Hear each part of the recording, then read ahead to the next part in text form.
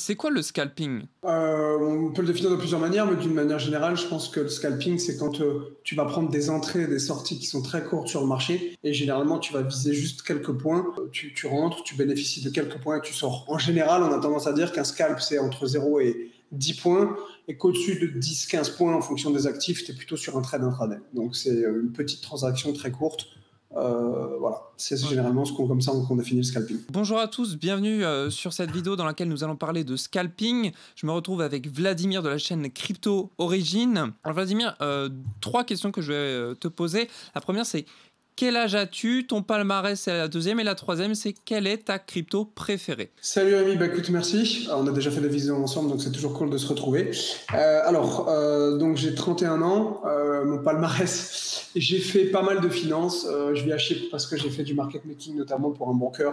Là, j'ai switché, je suis sur un autre broker CFD, mais en gros, voilà, études de finance, carrière en finance. Alors, ma crypto préférée, n'en déplaise à certains, je suis un peu maximaliste au niveau du Bitcoin. Donc, effectivement, c'est essentiellement Bitcoin, tout simplement. Donc je rappelle à toutes ceux et celles qui nous regardent que voilà, tout ce qu'on va évoquer dans cette vidéo, c'est à titre personnel, hein. Même s'il y a des vérités, on va dire, générales, nos finances, on les gère nous-mêmes. Je vous propose de vérifier tout ce qu'on vous dit, c'est important. Première question, mon cher ami, qu'est-ce que recherche un scalper? C'est effectivement une bonne question. Alors, contrairement à ce qu'on pense, un scalper ne va pas rechercher de la volatilité. Alors, si, il faut qu'il y ait de la volatilité, mais s'il n'y a pas de volatilité, il va mettre plus de levier. Un scalper va rechercher de la liquidité. Ce qui est très important à comprendre parce que, en gros, je vais prendre un exemple puisque je suppose que tu vois mon écran. Si je prends par exemple ici, on va zoomer. Donc, c'est un indice qui est très liquide, évidemment, il s'agit du Dow Jones. Ici, tu peux scalper parce que tu vois, c'est très liquide. Si par exemple, je prends Bitcoin sur un exchange qui est peu liquide, je vais prendre par exemple sur Kraken, qui est quand même un gros, tu vois, Bitcoin, voilà la différence. C'est-à-dire que ça, c'est pas liquide. Tu peux pas scalper ça. Parce que si tu veux, tu cliques ici, tu vas être exécuté là-haut. Je sais pas si tu te rends compte, mais le gars qui prend une transaction acheteuse ici qui est exécutée en haut, c'est quand même problématique. Au lieu d'avoir acheté ici, en gros, il va être exécuté plus haut. Ce qui est problématique en termes de scalp, parce que si tu veux, les quelques points qu'il a perdus, en gros, c'est quasiment déjà son scalp. Donc voilà la différence entre un marché illiquide. Là, en l'occurrence, je prends Bitcoin en une minute et je vais en prendre un autre. On va prendre par exemple le DAX, qui est une référence. Voilà la différence avec un actif qui est donc liquide. Et donc, ce que veut un scalper, c'est ça. Quand il se met dans des petites UT, qu'il y ait des bougies partout, qu'il puisse rentrer, sortir à n'importe quel prix, c'est essentiellement ce que recherche un scalper, de la liquidité. Et encore une fois, si c'est peu volatile, c'est pas grave, il va mettre un petit peu plus de levier, même si la plupart des scalpers traînent essentiellement les open des marchés, parce que c'est là, l'open et la clôture, c'est là où il y a des transactions, les gens rentrent, sortent du marché, donc c'est là où il y a de la volatilité. Et puis pendant la journée, si c'est plus calme, ils mettent juste plus de levier. Mais ils veulent des actifs qui sont essentiellement liquides, d'où le fait d'éviter les cryptos pour scalper. Ouais, donc moi, crypto-monnaie, tu vois, si demain je me mets à la place d'un abonné qui a envie absolument de faire du scalping sur des cryptos, c'est pas vraiment conseillé. Non, moi je le déconseille. Après, si je vais faire une vidéo aujourd'hui sur le sujet, effectivement, si jamais ceux qui veulent quand même absolument scalper, je conseillerais évidemment les plus grosses crypto-monnaies. Je conseillerais les exchanges qui sont les gros, donc Binance, Coinbase, Ouais. etc. Et je conseille aussi de trader en USD et non pas en USDT. Ah ouais? Donc voilà, j'ai fait une vidéo sur le sujet où j'explique un petit peu les différents paramètres aujourd'hui que je posterai donc demain. Et effectivement, j'ai trouvé des similarités intéressantes, mais pour le coup, je suis étonné. Je pensais que le Tether était plus liquide et non, en réalité, c'est quand même le dollar qui est D'accord. plus liquide. Donc, si vous voulez absolument scalper les cryptos, plutôt sur des gros exchanges et plutôt en dollars que en stablecoin comme du Tether. Quels actifs pour scalper? Bonne question aussi. Alors, effectivement, étant donné qu'on a retiré les cryptos, et en gros, pour moi, c'est essentiellement de l'indice. Donc, honnêtement, si vous voyez de mon écran, les listes, c'est indice, c'est-à-dire du S&P, du Nasdaq, du Dow Jones, du DAX, du FTSE. Les autres, je ne les traite pas trop, le nickel, l'Eurostock, etc., mais pourquoi pas. Éventuellement, des gros forex, style l'euro-dollar, c'est pareil, c'est quand même liquide, il n'y a pas de souci. Vous pouvez trader ça.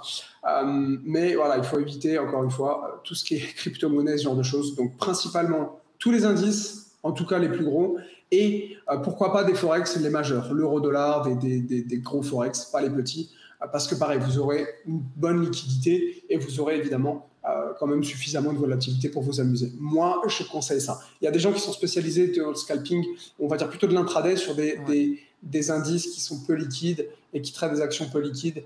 Ils font ça au carnet d'ordre, c'est un type un petit peu différent. Moi, c'est pas mon cas, j'utilise que le price action, c'est-à-dire en gros des bougies. Et pour ça, j'ai besoin d'un graphique qui soit propre comme celui-ci et non pas d'un truc désolé, mais dégueulasse comme celui-ci où il y a des trous partout et où à chaque fois que tu vas cliquer, tu vas te faire exécuter 2% plus bas ou 2% plus haut parce qu'il n'y a pas de liquidité chez ton exchange. Voilà. Du coup, nous, ce qui nous intéresse, c'est maintenant qu'on sait sur quel actif trader en scalping, c'est de savoir comment prendre un scalp. Est-ce que tu as un exemple à nous montrer? Comment toi tu fais? Alors oui, je vais détailler ma méthode et je vais faire des vidéos en essayant de grossir un petit compte. Je vais démarrer avec un petit compte, 1000 ou 5000, je sais pas, j'hésite encore. Et je vais du coup me filmer en prenant quelques trades. C'est le prochain projet de la chaîne.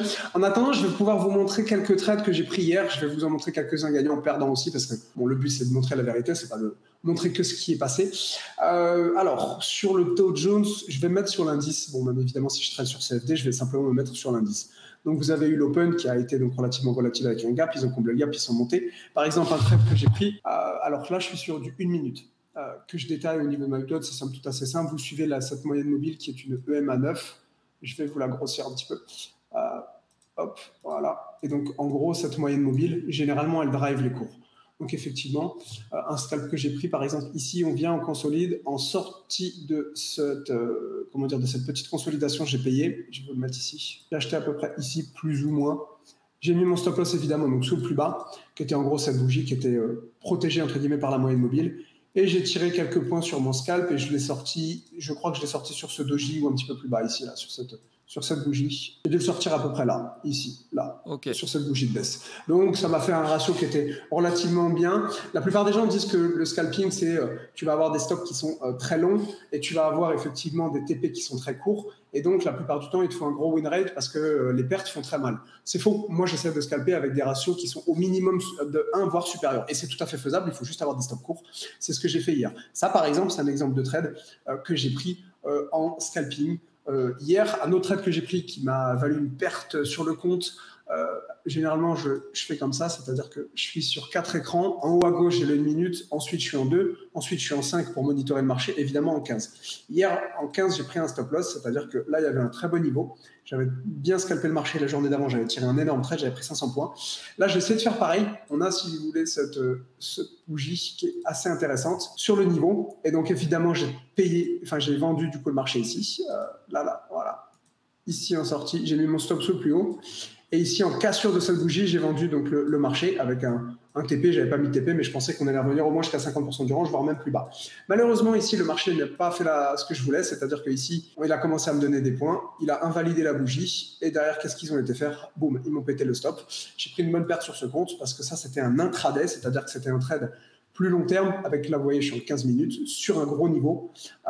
Et donc, effectivement, il y avait un très beau signal. Malheureusement, on a tapé la moyenne mobile. Ça rebondit sur la moyenne. Derrière, j'ai pris un gros stop ici qui m'a fait un petit peu mal au compte. Et ça, c'est un intraday. Donc, la différence aussi essentielle, c'est qu'un intraday, généralement, vous visez des zones. C'est-à-dire qu'un mec en intraday, il va vouloir évidemment vendre ces zones ici. Ça passe ou ça passe pas. Ça, c'est autre chose. Mais voilà, où il va vouloir acheter ces niveaux de support. Ça va être typique de l'intraday parce que les ordres sont délimitées.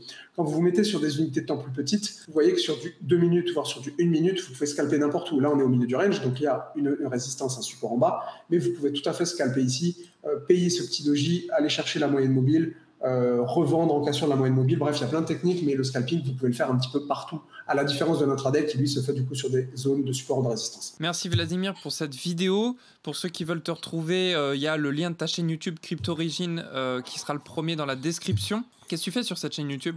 Merci à toi Rémi. Bah écoute, un petit peu de tout, du coup, pas mal de crypto ces derniers temps, moins un peu plus de scalping parce que le marché est pas au top. Donc évidemment, en ce moment, en temps normal, c'est plutôt donc investissement, crypto, long terme, moyen terme, court terme. En ce moment, je passe un peu plus sur les indices parce que je scalpe beaucoup les indices, il y a de la volatilité. Si je mets, du coup, je conclurai là-dessus, mais si jamais je vous mets un graphique, du coup, voilà, ça c'est les indices en daily, donc en weekly. Donc ça, c'est le Dow Jones. Donc il y a quand même de la volatilité. Si à l'inverse, vous mettez notre cher Bitcoin, vous voyez que depuis quelques semaines ici, qu'est-ce que vous faites là-dedans? Il ne se passe rien. Donc comme en fait il ne se passe rien, j'ai tout simplement décidé de scalper un petit peu les indices. C'est ce que j'avais déjà fait il y a quelques années. J'ai décidé de m'y remettre. Là, ça marche relativement bien.